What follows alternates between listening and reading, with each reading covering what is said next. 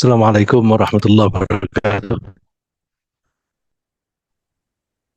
Alhamdulillahirrahmanirrahim. Wassalatu wassalamu ala Muhammadin nabiyil ummi wa ala alihi wa sahbihi ajma'in. Rabbana zidna ilma warzuqna fahma. Allahumma arinal haqqa haqqa warzuqna ittiba'ah wa arinal batila batila warzuqna ijtinabah. Allahumma allimna ma jahilna wa dhakkirna ma nasina minal Qur'an wa adkhilna birahmatika fi ahlil Qur'anil Karim. Amin. Bapak-bapak, ibu-ibu, dan saudara-saudara sekalian, baik yang hadir di Masjid Syuhada Jalan Lodan, Rawamangun, maupun yang mengikuti kajian ini melalui Zoom di tempat masing-masing. Mari kita lanjutkan pembahasan kita mengenai surat Ad-Duha. Kita sudah membahas ayat 1 sampai 5 dari surat Ad-Duha, dan insya Allah kita akan melanjutkan ke ayat ke-6. A'udzu billahi minasyaitonir rajim. Bismillahirrahmanirrahim. Alam yajidka yatiman fa'awa. Ini Allah memberikan contoh kepada Rasulullah SAW bahwa Allah memberikan kebaikan di periode yang akhir dibanding dengan periode yang awal. Yaitu ayat sebelumnya, walal akhiratu khairul laka minal ula. Bahwa bagian akhir itu lebih baik bagimu dibanding dengan bagian awal. Tempoh hari sudah kita bahas, bagian akhir itu bisa bagian akhir dari dua kehidupan, yaitu kehidupan di akhirat dibanding dengan kehidupan di dunia. Tapi ini juga berarti bagian akhir dari kehidupan di dunia itu lebih baik dibanding dengan kehidupan di periode awal dalam kehidupan di dunia itu sendiri. Dan Allah menjanjikan, wala sawfa yu'tika rabbuka fatardha. Tuhanmu akan memberi kamu sehingga kamu akan ridho. Allah tidak menyebutkan secara rinci apa yang akan diberikan oleh Allah. Tapi Allah meyakinkan bahwa apa yang akan diberikan oleh Allah itu akan membuat Rasulullah ridho. Waktu itu kita bahas, antara lain pelajaran yang kita ambil adalah bahwa kita hidup ini sebenarnya dalam rangka melaksanakan tugas dari Allah. Karena Allah memberi kita kehidupan dalam rangka diberi tugas, yaitu tugasnya beribadah. Ya. Wa ma khalaqtul jinna wal insa illa liya'budun. Jadi itu secara umum, secara global, secara general, bahwa kalau Allah memberi sesuatu, maka pemberian Allah itu harus diartikan sebagai penugasan. Kita tidak diberi tugas kalau tidak diberi kehidupan secara umum. Lalu secara rinci, kalau kita diberi oleh Allah, apapun pemberian itu harus kita tangkap sebagai penugasan. Seseorang yang diberi kecerdasan, maka dia diwajibkan untuk beribadah, untuk melaksanakan sholat. Orang yang akalnya tidak sehat, karena gila atau karena pikun, dia tidak ditugasi untuk sholat. Begitu pula orang yang diberi rezeki jumlah banyak, sehingga ada kelebihan, maka dia ditugasi untuk membayar zakat, dan bila cukup, harus berangkat ke Makkah untuk haji. Jadi apapun yang diberikan oleh Allah itu tugas. Rasulullah SAW diberi oleh Allah kecerdasan yang tinggi, akhlak yang mulia, lalu Allah memberi tugas kepada Rasulullah untuk menyampaikan pesan-pesan dari Allah, membimbing masyarakat agar mereka mengabdi kepada Allah. Ketika kita melaksanakan tugas, apapun tugas dari Allah, di situ pasti banyak hambatan-hambatan. Hambatan-hambatan itu ada kalanya kecil, ada kalanya besar. Makin besar insentif yang ditawarkan oleh Allah, tugas itu makin berat. Karena Rasulullah ini insentifnya besar, ya insentif bagi Rasulullah itu antara lain, surga itu tidak akan dimasuki oleh siapapun sebelum Rasulullah masuk. Itu luar biasa. Jadi pintu surga tertutup. Ketika ada yang datang di situ ditanya siapa? Aku Muhammad. Dibuka. Kalau selain Rasulullah SAW belum dibuka. Nah itu kan luar biasa. Maka tugasnya juga berat. Nah ketika Rasulullah itu mengalami tugas yang berat, Allah menjanjikan nggak usah khawatir, nggak usah putus asa, nanti kehidupanmu bagian akhir itu akan lebih baik. Kamu sekarang berdakwah sulit, kamu dimusuhi orang, bahkan disakiti, tapi nanti akan ada kemudahan-kemudahan, orang-orang akan masuk Islam berbondong-bondong. Itu di dunia dan di akhirat juga akan mendapatkan banyak sekali kebaikan, antara lain asy-syafa'atul uzma, syafaat yang agung, dan juga telaga Kausar. Lalu Allah memberikan contoh dalam kehidupan sehari-hari yang dialami oleh Rasulullah sendiri. Alam yajid kayati man fa'awa. Bukankah Allah dulu mendapatkan kamu yatim, kemudian Allah melindungimu. Nah, ini kalimat lengkapnya kalau dalam bahasa Arab, kalau ada kata kerja transitif, mesti harus ada objeknya. Kalau ada fi'il muta'addi, mesti ada maf'ul bih-nya. Di sini maf'ul bih-nya engkau. Alam yajid kayatiman fa'awaka. Fa'awaka. Tetapi objek yang sudah diketahui bisa dibuang supaya bunyinya senada dengan ayat-ayat sebelum dan sesudahnya. Ya. Wadduha, ya.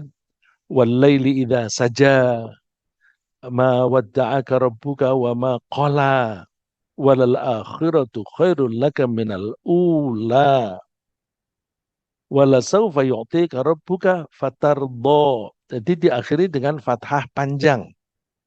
Di sini aslinya ada fa'awaka. K-nya dibuang supaya nadanya seirama dengan ayat yang lain, maka menjadi fa'awa.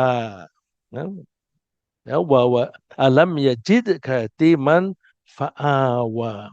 Wa wajadaka dhallan fahada. Jadi kalau kita membaca Al-Quran, Masya Allah, dilihat dari segi bunyi itu indah. Dilihat dari segi arti, kandungannya dalam dan luas. Maka tidak akan ada siapapun yang bisa menyaingi Allah dalam memproduksi atau membuat kumpulan kata-kata yang senilai, apalagi lebih baik daripada Al-Quran. Indah sekali. Nah, kalau Allah menyebutkan alam yajid kati manfa'awa, ini kan Allah memberikan contoh dalam kehidupan yang sudah kamu alami. Dulu kamu yatim. Yatim itu tidak punya bapak dan bahkan kemudian ibunya tidak ada, tapi Allah melindungi. Jadi di sini disebutkan Allah melindungi. Melindunginya bagaimana? Ada yang mengasuh, ada yang bertanggung jawab. Kalau kita menyebut walinya, ya wali murid, wali anak ini ada yang melindungi siapa? Kan kakeknya dan pamannya. Tapi di sini disebutkan fa'awa, Allah lah yang melindungi. Allah yang melindungi, tetapi prakteknya yang jalani Abdul Muthalib dan Abu Thalib. Ini artinya Allah itu mempunyai skenario, kemudian kalau akan menolong seseorang, Allah menggunakan mekanisme yang ada di alam raya ini. Nanti ada saja orang-orang yang membantu, yang menolong. Oleh karena itu, ini kasih contoh. Nah, kalau kita dalam hidup mengalami kesulitan, nggak usah khawatir. Coba deh kita cek, kita kita renungkan, kita lihat kembali sejarah hidup kita. Insya Allah kebanyakan kita, hidup kita sekarang lebih baik dibanding dengan kehidupan kita zaman dulu. Aku sudah berumur 60 tahun. Memang dulu waktu produktif sekali, gajinya besar, keuntungannya besar, rezekinya banyak. Sekarang sedikit, tetapi hidup kita akan menjadi lebih enak. Tidak harus bekerja, tapi duit ada. Misalnya dari anak-anak yang memberi atau dari sumber-sumber lain. Jadi alhamdulillah hidupku makin enak. Dulu harus bekerja, untuk bisa makan harus bekerja. Sekarang untuk makan saya tidak harus bekerja. Jadi kita didorong oleh Allah melihat kembali kehidupan kita masa lampau dan sekarang. Kalau sudah terbukti hidup kita ini enak, enak, enak, enak, jangan pernah putus asa. Kita mesti hidup optimis. Kalau kita sedang menjalani tugas dan tugas itu berat, jangan khawatir. Kalau kita melaksanakan dengan baik, maka Allah akan memberikan kebaikan.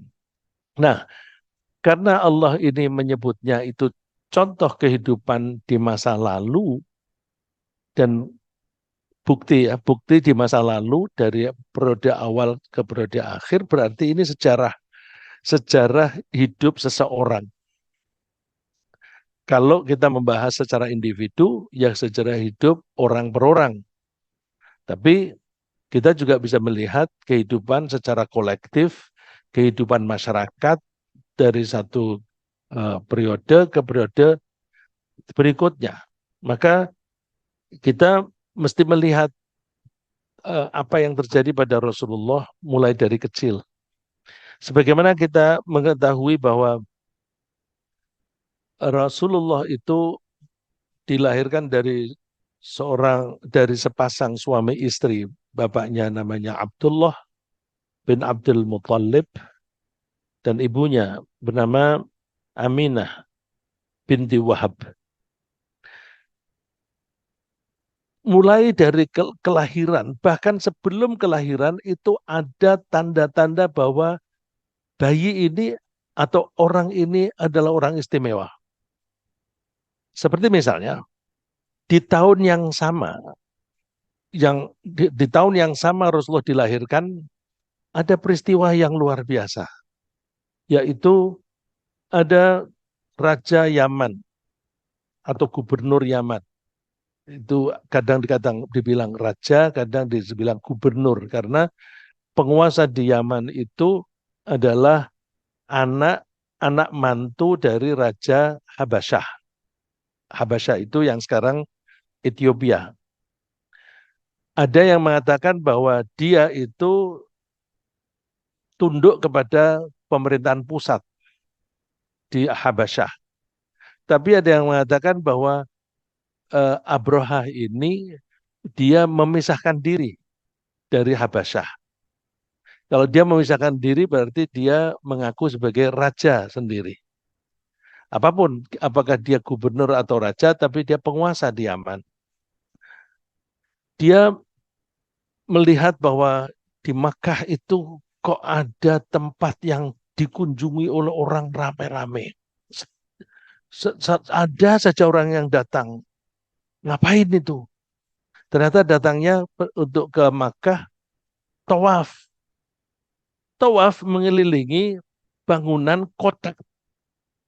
Tidak ada keindahannya. Kotanya rendah, kecil, dibuat dari batu yang ditumpuk-tumpuk. Dikelilingi orang setiap hari dan orang-orang datang dari berbagai penjuru. Nah, Abraha itu membacanya itu wisata, tapi wisata keagamaan. Eh, Itu dia melihatnya begitu. Terus dia ingin menyaingi, kalau aku membuat tempat atau bangunan yang lebih indah dari itu untuk kepentingan agama, maka orang akan lebih banyak datang ke sini untuk wisata religius.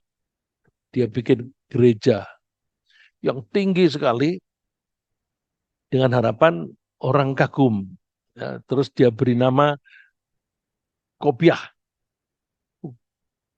bangunan kok Kopiah. Artinya orang kalau melihat itu harus mendongak, Kopiahnya mesti jatuh. Ya, Kopiahnya mesti jatuh. Jadi untuk menunjukkan bahwa ini hebat bangunannya tinggi, tidak seperti Ka'bah. Orang Mekah, orang Mekah itu kan biasa berdagang kalau musim dingin mereka belanjanya ke selatan, ke Yaman. Kalau musim panas belanjanya ke utara, ke Syam. Terus dijual di mana? Di Mekah. Siapa yang beli? Mekah kan penduduknya sedikit. Mekah itu kan tempat yang dikunjungi orang banyak. Karena Mekah itu tempat yang dikunjungi orang banyak yang untuk pergi haji, maka orang-orang itu adalah market pasar yang bagus. Maka kalau membeli barang dari Yaman dijual di Mekah akan laris. Bukan hanya orang lokal yang membeli, tapi juga pendatang, pengunjung, atau kalau bahasa bisnisnya turis gitu. Nah, ya seperti di Bali itu kan banyak sekali souvenir-souvenir. Padahal souvenirnya yang dibikinnya di Jawa, di daerah-daerah lain. Di Bali sedikit yang dibuat di sana. Nah ini jadi Mekah itu menjadi tempat bisnis yang menarik. Abraha berusaha membuat itu. Nah orang Mekah melihat ini kok mau menyaingi Ka'bah. Ada orang yang kesal dengan usahanya Abraha membelokkan orang wisata dari tujuan Mekah menuju ke Yaman. Lalu ada orang Arab yang iseng buang air kotor buang air besar di situ. Jadi malam-malam gelap-gelap dulu kan nggak ada listrik, masuk di situ buang air pagi-pagi orang mau masuk bau, siapa ini? Orang-orang ditanya semuanya pada tidak tahu. Terus ada orang yang bilang, kayaknya ada orang Mekah masuk situ deh. Gelap-gelap itu ada orang Mekah masuk situ. Lu gelap kok bisa tahu bahwa itu orang Mekah? Zaman dulu orang berpakaian itu kan sesuai dengan tradisi setempat. Ya kalau di Jogja itu pakai apa itu baju yang lurik-lurik itu pakai apa namanya blangkon. Blangkonnya Jogja dan Solo itu juga beda.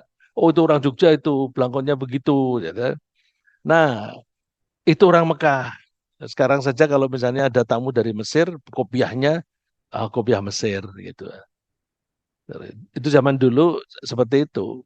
Lalu Abraha kesal, awas, aku akan hancurkan Ka'bah. Kirimlah tentara sambil membawa gajah untuk menghancurkan, tetapi tidak berhasil, malah tentaranya pada mati dan gajahnya pun juga mati. Peristiwa ini peristiwa besar 2 bulan sebelum lahirnya seorang nabi. Jadi setelah peristiwa itu Nabi lahir. kok ada seseorang yang baru lahir disambut dengan peristiwa yang besar? Ini apa? Ya. Kalau seorang nabi seperti Nabi Musa itu diberi tongkat oleh Allah, kemudian dilempar bisa jadi ular. Dipukulkan batu menjadi sumber mata air. Itu namanya apa, Pak? Mukjizat. Kalau ini orangnya belum lahir atau bahkan masih kecil, kok sudah mempunyai keistimewaan? Namanya apa itu? Itu belum lahir. Setelah lahir itu Rasulullah kalau pergi kemana-mana itu awan ngikuti, teduh jadi tidak panas. Bahkan ada pendeta yang mengamati dengan cermat di Syam waktu itu. Ada anak kecil jalan waktu itu diajak oleh pamannya Abu Thalib, umur dia kira-kira 12 tahun. Setiap lewat pohon itu menunduk hormat. Jadi pohon bisa menunduk ke arah anak ini. Padahal belum menjadi nabi. Kalau sudah jadi nabi namanya mukjizat. Kalau belum jadi nabi namanya apa, Pak? Ir irhas. Jadi irhas itu kejadian-kejadian yang luar biasa yang diciptakan oleh Allah untuk memberi tanda-tanda bahwa ini orang terhormat, orang yang suatu saat akan menjadi nabi. Ya, namanya irhas. Nah, nanti kita bisa lihat kejadian-kejadian yang merupakan irhas. Rasulullah ini ketika lahir dari seorang ibu Aminah yang suaminya namanya Abdullah bin Abdul Muthalib. Abdullah nikah dengan ibu Aminah ketika beliau berumur kira-kira 18 tahun. Kemudian beberapa tahun kemudian ada yang mengatakan Nabi Muhammad itu lahir beberapa tahun kemudian, umur 25. Tapi ada yang mengatakan tidak sampai 25. Wallahu alam. Tapi alhasil bahwa eh, Ibu Aminah melahirkan bayi ini, ada yang mengatakan tanggal 12 Rabiul Awal, ada yang mengatakan tanggal 9 Rabiul Awal. Ada seorang ahli falak yang menghitung saat itu tuh tanggal 9 Rabiul Awal. Tapi tetap aja kita memperingatinya tanggal 12 Rabiul Awal. Sama dengan misalnya Nuzulul Quran. Nuzul Quran itu tanggal berapa sih? Kita memperingati tanggal 17 Ramadan. Tapi Al-Quran diturunkan pada malam Qadar. Kita mencari malam Qadar di tanggal 20-an. Malam Qadar itu kan malam diturunkannya Al-Quran. Tapi kita memperingati Nuzulul Quran tanggal 17. Gimana tuh kok bisa ketemu 17? Nah, itu ya semacam itu ya. Enggak masalah ya. Peringatan itu tidak menjadi masalah. Ya. Itu terjadi pada tahun orang Arab belum memberi angka terhadap tahun. Mereka punya tradisi menghitung tahun itu, menghitung bulan itu dengan beredarnya bulan. Satu kali putaran bulan mengelilingi bumi, dari satu titik ke titik itu lagi, itu namanya satu bulan. Ya. Kalau hari kita melihatnya putaran bumi, satu kali putaran dari satu titik ke titik itu lagi, itu kita nyebutnya satu hari. Kalau satu bulan, melihatnya dari bulan. Nah, kalau yang tahun Masehi itu dari tahun. Tahun itu posisi bumi dalam kaitannya dengan matahari itu akan sampai di titik yang sama dalam satu tahun. Terus satu tahun dibagi 12. Nah, bagaimana supaya bisa ketemu 12? Ada bulan yang dibikin 31, ada yang 30, ada yang dibikin hanya 28 atau paling banyak tanggal 29. Nah, itu cara cara menghitung. Nah, saat Rasulullah lahir itu belum ada angka 1 untuk tahun. Tahun 1, tahun kedua belum ada. Nah, yang dipakai itu adalah peristiwa besar. Karena pada tahun itu ada peristiwa besar yaitu gajahnya Abraha dihancurkan oleh Allah, maka tahun itu disebut tahun gajah. Jadi ketika dulu di SD, kapan Rasulullah lahir? Rasulullah lahir di tahun gajah.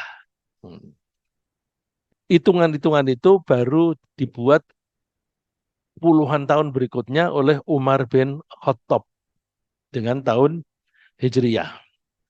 Pada saat uh, Rasulullah SAW itu lahir, bapaknya sudah tidak ada. Bapaknya itu seperti kebanyakan orang Mekah, bisnisnya itu dagang. Tadi ke Yaman dan ke Syam.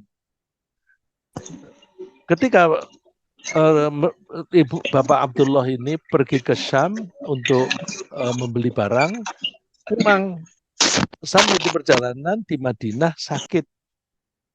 Kebetulan dia mempunyai kerabat di Madinah.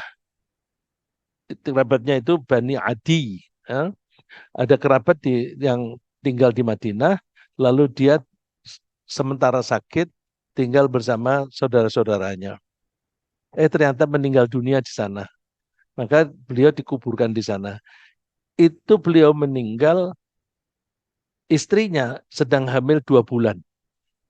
Jadi Rasulullah belum lahir, bapaknya sudah nggak ada. Terus ketika Rasulullah lahir, dia dilahirkan di rumah Abu Thalib. Lalu Ibu Aminah mengutus utusan, tolong beritahukan kakeknya Abdul Muthalib bahwa cucunya lahir. Kakek ini senang sekali. Kenapa tidak ikut hadir? Karena kakeknya sudah tua, umurnya sudah 90-an. Sudah 90-an. Terus kakek ini senang sekali, lalu memberi nama kepada bayi ini Muhammad.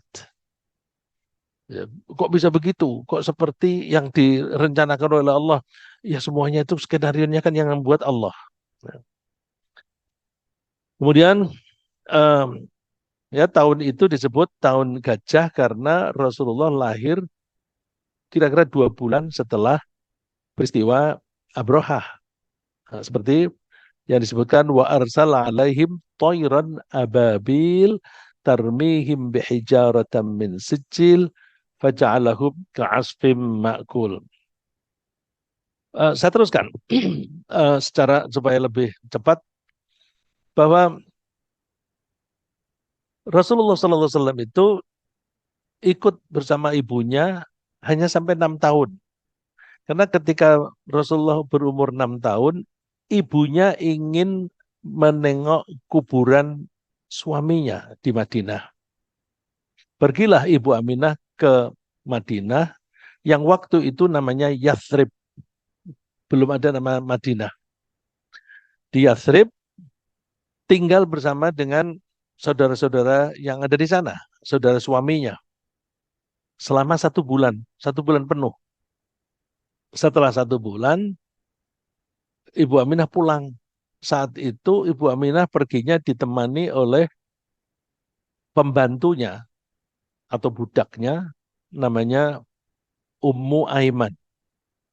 Ummu Aiman ini siapa? Sejarah masa lalunya tidak banyak diketahui dan kebetulan dia tidak pandai bicara. Dia ngomong itu salah-salah gitu. Bilang Assalamualaikum warahmatullahi wabarakatuh aja nggak bisa. Ya. Terus um, si Ummu Aiman ini orang hitam, orang Habasyah. Kok bisa ada orang Habasyah di situ sebagai budak? Zaman dulu sudah ada tradisi kalau ada peperangan, maka yang kalah itu hartanya dirampas sebagai ghanimah. Orang yang ketangkap masih hidup itu ditawan. Boleh ditebus atau dijadikan budak. Itu tradisi sudah berjalan berabad-abad. Jadi bukan lalu terus mereka menciptakan perbudakan. Itu sudah merupakan tradisi. Nah, Ummu Aiman ini orang yang dibawa oleh Abrohah. Kalau perang itu biasanya ada wanitanya. Wanita itu biasanya ikut sebagai eh, yang masak ya, dengan tugas memasak, tugas mengobati orang-orang yang sakit, yang luka. Nah, ini Ummu Aiman ketangkep, lalu dia menjadi budaknya keluarga Abdul Muthalib, yang dapat itu Abdullah. Terus tapi entah kenapa dulu tradisi begitu, kalau mereka kalah kemudian orang yang ditawan jadi budak, dan budak itu taat sekali. Nah, ketika Ibu Aminah pergi ke Madinah, ke Yathrib, mengajak anaknya berumur 6 tahun, ditemani oleh Ummu Aiman. Setelah 1 bulan, Ibu Aminah pulang, baru sampai di perjalanan, di tempat yang disebut Abuwa, dia meninggal. Meninggal, nggak mungkin dibawa pulang sampai ke Makkah. Tidak ada ambulan. Yang ada waktu itu onta, tapi tidak bisa dibawa, dan yang masih hidup hanya seorang wanita dan anak kecil, Ummu Aiman, dan Rasulullah berumur 6 tahun.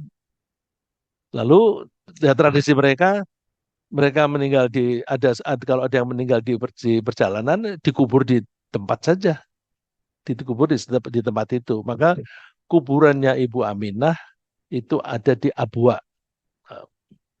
Mudah-mudahan sampai sekarang masih bisa ditelusuri ya. Dan Rasulullah pernah ziarah ke kuburan ibunya. Terus ini Ummu Aiman luar biasa.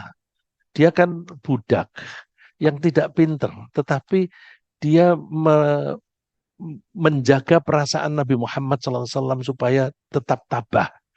Jadi Ummu Aiman menjaga diri jangan sampai nangis, dan supaya anak ini tetap tegar jiwanya. Terus dibawa pulang ke Madinah, lalu sampai di Madinah ditampunglah oleh kakeknya, ya, karena tradisi Arab itu kan mereka patriarkat ya. Jadi yang bertanggung jawab itu bapak, kemudian kalau bapak meninggal maka bapaknya bapak. Ya, bapaknya bapak yaitu Abdul Muthalib. Ikutlah Rasulullah ke Abdul Muthalib. Beliau sudah tua, 2 tahun berikutnya meninggal. Terus karena meninggal, maka wasiat yang disampaikan oleh Abdul Muthalib itu supaya diasuh oleh paman. Abdul Muthalib itu anaknya banyak. Laki-lakinya aja ada 10. Perempuannya ada 6. Laki-laki 10 itu ibunya beda-beda. Itu zaman itu biasa punya istri banyak ya. Ibunya beda-beda. Maka siapa yang ngasuh? Paman yang sama-sama ibunya dan bapaknya. Jadi ditunjuk Abu Thalib, karena Abu Thalib itu anaknya Abdul Muthalib dari istri yang sama. Itu namanya asyaqiq, ya. Syaqiq, anak kandung yang liabawain, bapaknya sama, ibunya sama. Syaqiq, atau kalau di istilah waris namanya liabawain. Diasuhlah oleh Abu Thalib. Nah, Abu Thalib ini sangat melindungi Nabi Muhammad. Karena apa? Irhas. Irhas. Apa tadi irhas? Kisah biasa untuk calon Nabi ya, sebelum beliau jadi Nabi.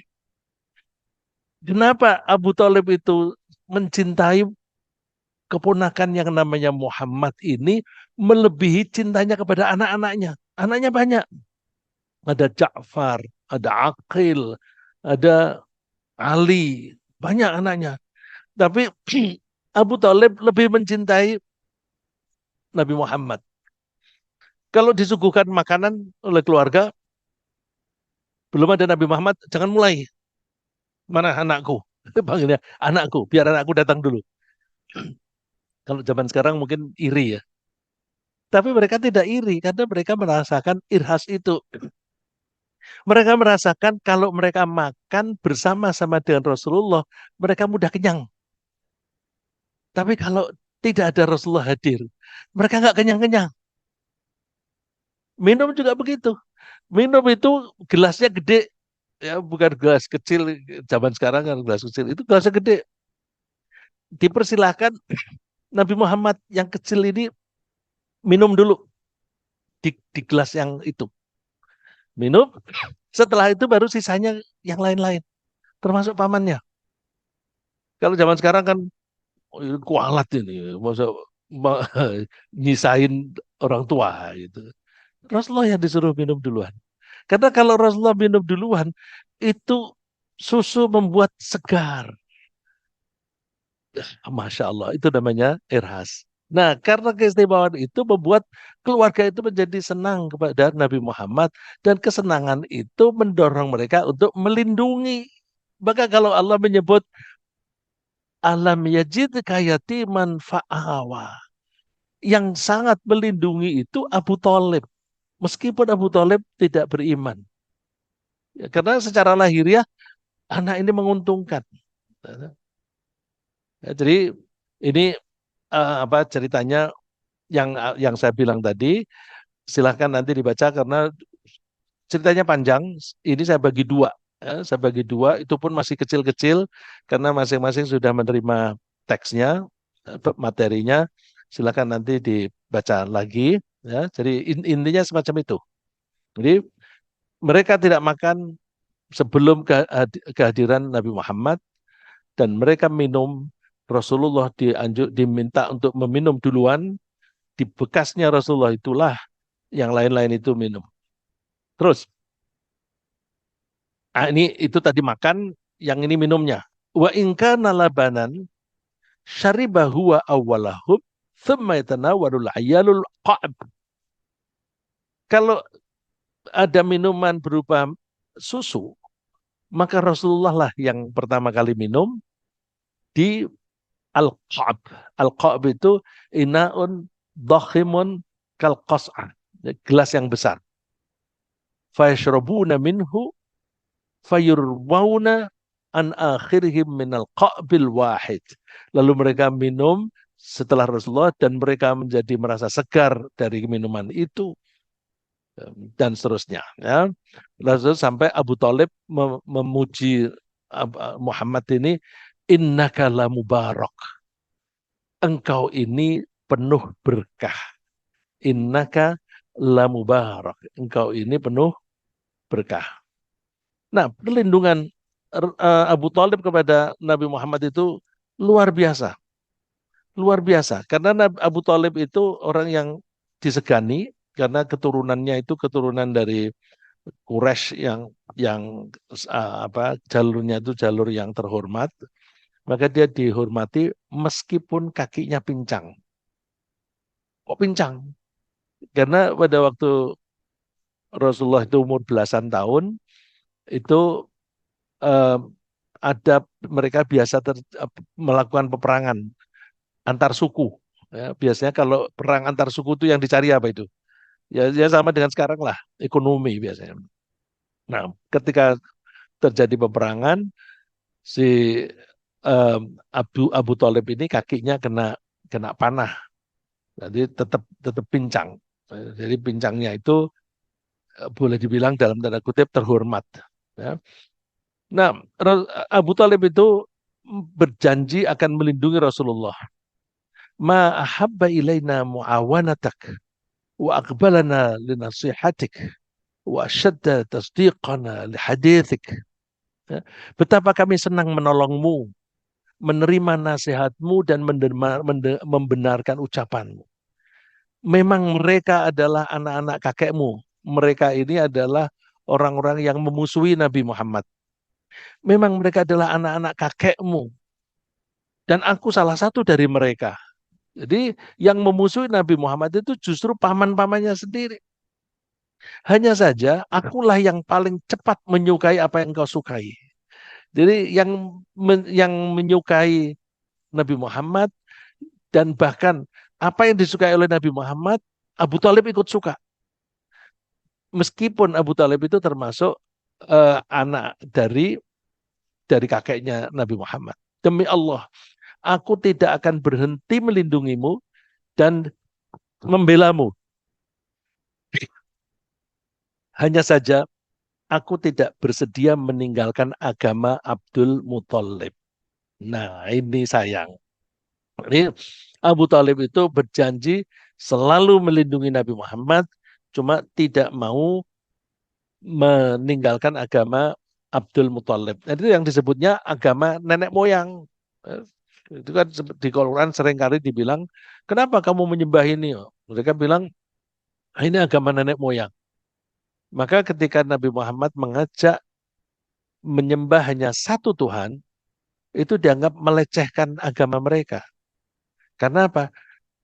Rasulullah berarti menganjurkan orang-orang meninggalkan Tuhan-Tuhan yang lain selain Allah. Maka dianggap Nabi Muhammad itu melecehkan Tuhan. Maka dia dimusuhi. Jadi logikanya itu semacam itu. Terus um, komitmen Abu Talib yang lain, misalnya akbil yabna akhi. فأقبل عليه رسول الله صلى الله عليه وسلم فقال اذهب يا ابن أخي فقل ما أحببت فوالله لا أسلمك لشيء أبدا. Ini latar belakangnya begini. Orang-orang itu lalu ingin membunuh Nabi Muhammad. Tapi mereka segan kepada Abu Talib. Maka mereka mendekatinya dengan cara yang persuasif. Misalnya mereka datang rame-rame, Abu Talib, itu tuh keponakanmu, suruh berhenti melecehkan agama kita, agama nenek moyang kita. Terus pergi. Abu Talib tidak menggubris. Terus pernah begini, Abu Talib, aku tuker deh Muhammad itu dengan anak yang sebaya, yang paling cakep, paling pinter di Mekah ini. Lalu disodorkan anak ini, aku kasih anak ini, dia cakep, jadi anakmu, Muhammad serahkan ke kami. Dia marah, enak aja. Kamu menyuruh aku memberi makan anaknya orang. Sedangkan anakku kamu minta untuk kamu bunuh. Enak aja. Enggak, tidak masuk akal. Masa anakku kamu minta untuk kamu bunuh, kamu nuker dengan anak lain, aku suruh memberi makan. Enggak ada, enggak masuk akal. Terus suatu saat mereka tetap akan membunuh Nabi Muhammad, tapi Abu Thalib tetap berkomitmen, tidak, aku tidak akan menyerahkan kamu kepada mereka. Idhab ya ibna akhi. Udah, jalan terus. Fakul ma'ahbabda. Katakan apa yang kamu suka. Fawallahi la uslimuka li syai'in abada. Demi Tuhan aku tidak akan menyerahkan kamu kepada mereka untuk ditukar apapun. Nah, yang luar biasa itu setelah Rasulullah itu menjadi nabi, musuhnya makin banyak, terus mereka saking kesal karena tidak bisa membunuh karena dilindungi oleh Abu Thalib dan saudara-saudara yang lain, lalu membuat embargo. Nah, ini penguasa Mekah memang luar biasa.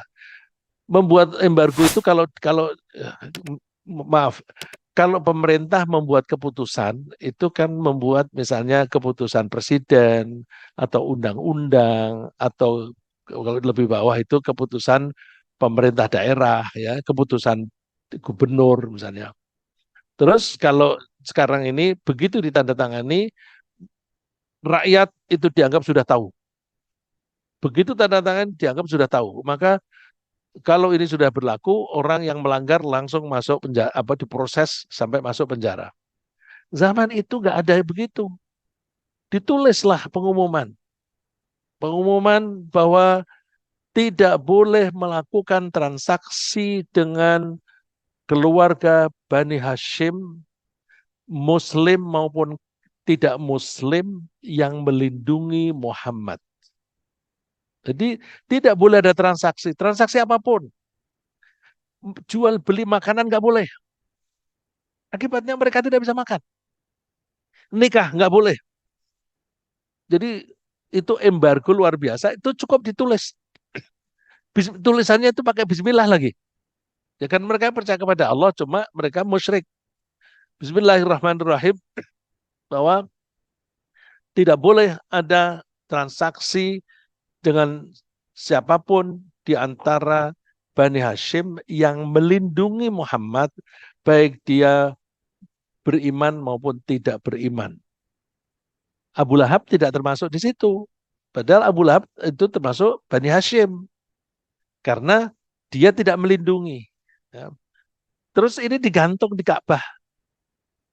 Digantung itu aja. Itu sudah efektif. Semua orang takut. Kenapa? Ya mereka kan jahat-jahat. Dan tidak ada penjara, tidak ada polisi. Maka siapa yang kuat, ya menang. Jadi modelnya pedang. Nah orang tidak berani melanggar karena takut dipenggal. Itu berlangsung sampai selama 3 tahun.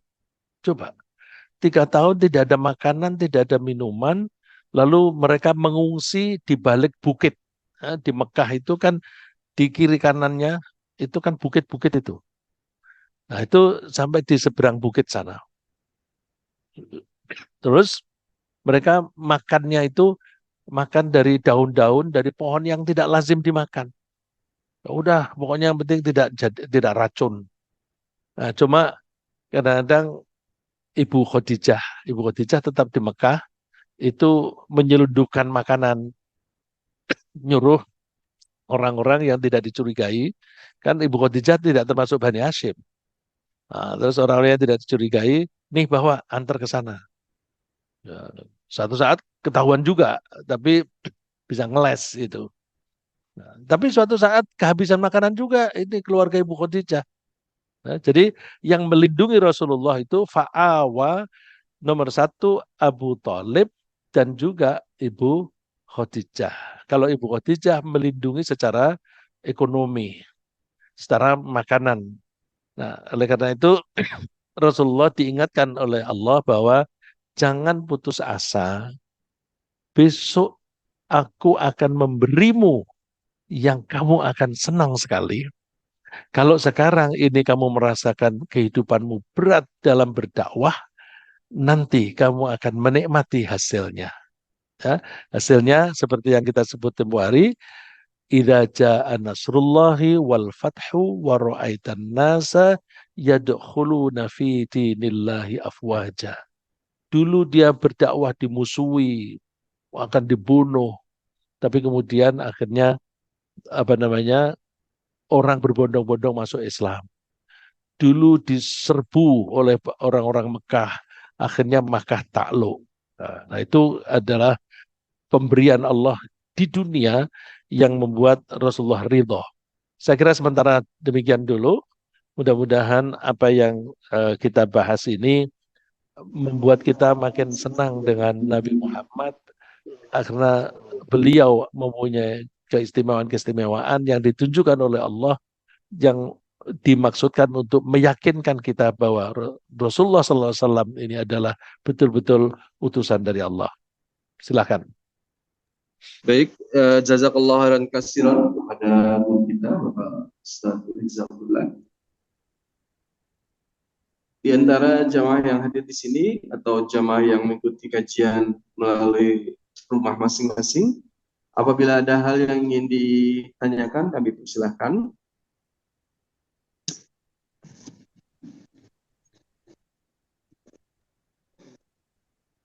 Assalamualaikum warahmatullahi wabarakatuh. Yang saya tanyakan ada dua. Pertama, penggantian nama Yasrib menjadi Madinah itu asal usulnya kenapa Pak? Kedua, irhas itu apa juga terjadi setelah Nabi menjadi Nabi Pak? Terima kasih. Masih. Yang pertama Yathrib. Yathrib itu nama orang, Pak. Nama orang yang mulai tinggal di situ.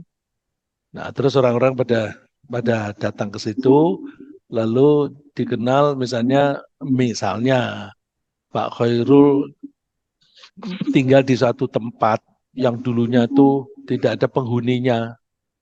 Terus orang kalau mau datang ke situ, itu tuh pergi ke Khairul, pergi ke Khairul. Lama-lama Khairul menjadi nama daerah. Saya pernah melihat di Pantura ini ada satu masjid, terus di dekat itu ada kuburan, nama orang. Itu nama orang itu menjadi nama daerah itu, Pak.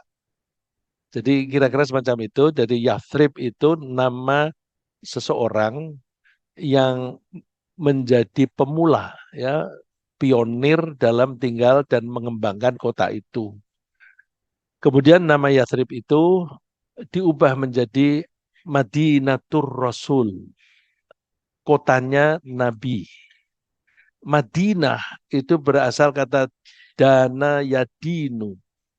Dana yadinu artinya mengikuti peraturan. Dinun artinya peraturan. Rasulullah menyebut Yathrib sebagai Madinah, tempat di mana di situ ada peraturan yang harus ditaati oleh penghuninya. Jadi ini luar biasa. Rasulullah memberi nama itu pakai konsep, ya, bukan asal nama, pakai konsep. Jadi semua yang tinggal di situ harus mengikuti aturan-aturan. Aturan-aturan itu untuk keselamatan dan kebahagiaan penduduk. Maka dari kata Madinah menjadi Madaniyah, disebut kebudayaan. Ya, orang yang berbudaya disebut Madani. Ya, Madani. Nah, itu. Terus yang kedua, irhas. Irhas itu keistimewaan atau kejadian luar biasa yang berkaitan dengan seseorang yang akan menjadi nabi. Itu namanya irhas. Ketika jadi nabi, kalau ada kejadian yang luar biasa begitu, namanya menjadi mukjizat. Jadi beda nama aja.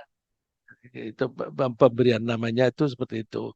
Kalau eh, irhas itu seperti kejadian-kejadian yang menyongsong datangnya seorang nabi. Terus ketika dia sudah jadi nabi akan ada keistimewaan. Nah, keistimewaan itu biasanya lebih besar daripada irhas. Mudah-mudahan saya sudah menjawab. Baik, pertanyaan berikutnya Pak Ustadz dari kami mengenai yatim nih Pak Ustadz. Pemahaman kami mengenai yatim itu kan atau kita ini adalah orang yang ditinggalkan ayahnya Pak Ustadz ya, dari pihak ayah. Nah, dari yang pertama pertanyaannya adalah bagaimana apakah kalau tadi Allah memberikan perlindungan kepada yatim, nah bagaimana kalau dalam kehidupan sehari-hari kita saat ini mengenai mereka yang ditinggalkan ibunya, misalnya dalam konteks ini adalah piatu. Lalu kedua, perlindungan terhadap yatim ini kalau kita terjemahkan dalam kehidupan sehari-hari ini, apakah memang itu menjadi prioritasnya adalah dari pihak ayah, keluarga ayah. Jadi misalnya paman dari pihak ayah atau tante dari pihak ayah yang menjadi prioritas untuk memberikan perhatian atau perlindungan. Demikian Pak Ustaz. Terima kasih. Iya, yatim itu anak yang belum balik ditinggal mati oleh ayahnya, bukan oleh ibunya. Kenapa? Karena yang diwajibkan untuk memberi nafkah itu ayah. Maka begitu ayah tidak ada, maka anak ini tidak ada yang melindungi secara ekonomi, bahkan juga secara keamanan. Ya. Jadi anak ini menjadi tidak ada pelindungnya. Maka kita dianjurkan untuk melindungi anak ini yang kehilangan bapak. Siapa yang diwajibkan yang terutama? Yang diwajibkan kan dalam Islam itu eh, kakek ya, dari bapak, kemudian prioritas berikutnya siapa? Kakek, kakek dari bapak. Nah ini kita bisa membaca kalau seorang wanita nikah, bapaknya tidak ada. Walinya siapa yang ganti bapaknya? Kakek. Terus kalau kakek tidak ada, siapa? Paman. Paman dari bapak. Ya, jadi ini memang pendekatan syariat itu semacam itu. Tapi kalau tidak ada atau misalnya secara volunteer orang dari pihak perempuan melindungi, bagus. Bukan hanya itu. Rasulullah itu menganjurkan kita untuk melindungi dan merawat dan mendidik anak itu siapa saja, dan Rasulullah menjanjikan seperti dua jari. Seseorang yang merawat dan mendidik anak yatim akan bersama-sama dengan Rasulullah masuk surga dengan isyarat dua jari. Dekat sekali dengan Rasulullah. Jadi kalau di dalam kakek, nah terus paman dari bapak itu prioritas. Prioritas dari segi kewajiban. Tapi kalau ada pihak lain itu mengambil alih itu, bagus sekali. Nah, dengan demikian, kalau ini dijalani dengan baik, maka kita tidak perlu ada panti asuhan anak yatim. Nggak ada. Kalau orang Islam kok bikin panti asuhan, itu kan bid'ah. Iya, memang Rasulullah nggak menganjurkan itu. Tapi kita bikin bikin panti asuhan itu karena terpaksa. Banyak orang-orang yang tidak bertanggung jawab, yang tidak mau ngurusi anak yatim. Nah, daripada itu keleleran, udah deh kita tampung di sini gitu. Jadi terus menampungnya secara organisasi, dibikinlah panti asuhan. Karena dimaksudkan kalau itu orang per orang, nanti kalau orang ini mati, siapa yang ngasuh lagi? Lalu dibikin organisasi, dibikin panti asuhan. Sebenarnya kalau Islam dijalani dengan baik, nggak perlu. Karena anak yatim itu yang baik ikut keluarga yang mengasuh. Dengan ikut, maka kasih sayangnya itu murni. Kalau di panti asuhan, kasih sayangnya itu kasih sayang profesional. Karena dibayar. Jadi sentuhan kejiwaannya beda. Itu benar-benar saya sudah menjawab. Baik, mohon izin nih ada yang mengaktifkan mikrofon. Ibu Ardiana Dian, apakah memang ada pertanyaan dari Ibu Ardiana Dian? Kami persilakan.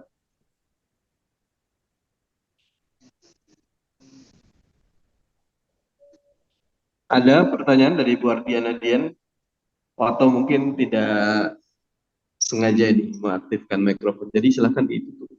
Terima kasih. Ini ada pertanyaan apa nih?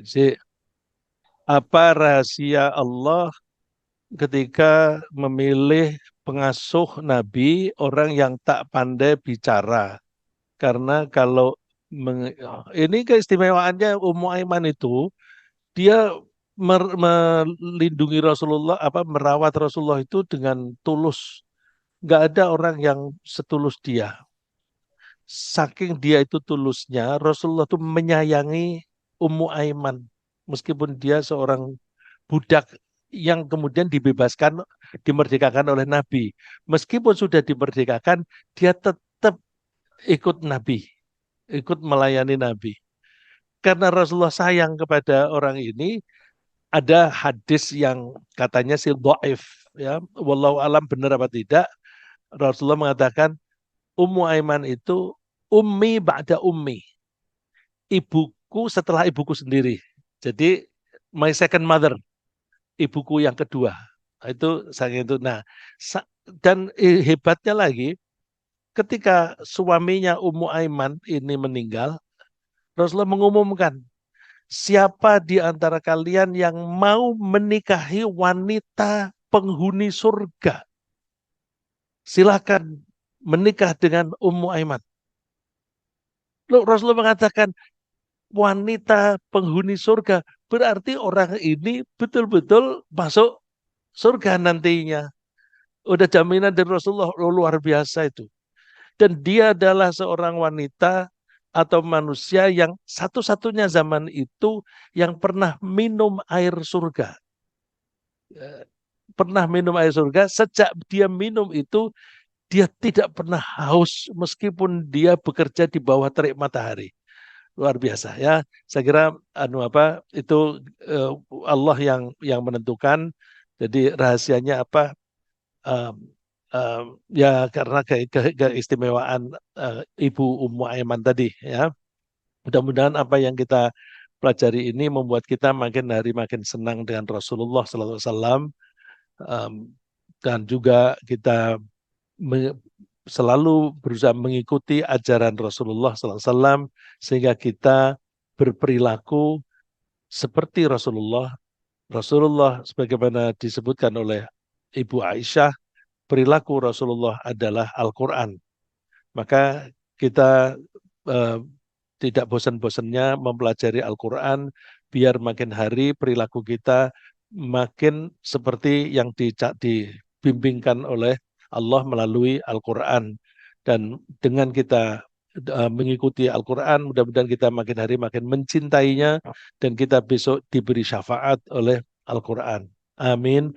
Subhanakallahumma bihamdika asyhadu an la ilaha anta astaghfiruka wa atubu ilaik. Assalamualaikum warahmatullahi wabarakatuh. Waalaikumsalam warahmatullahi wabarakatuh.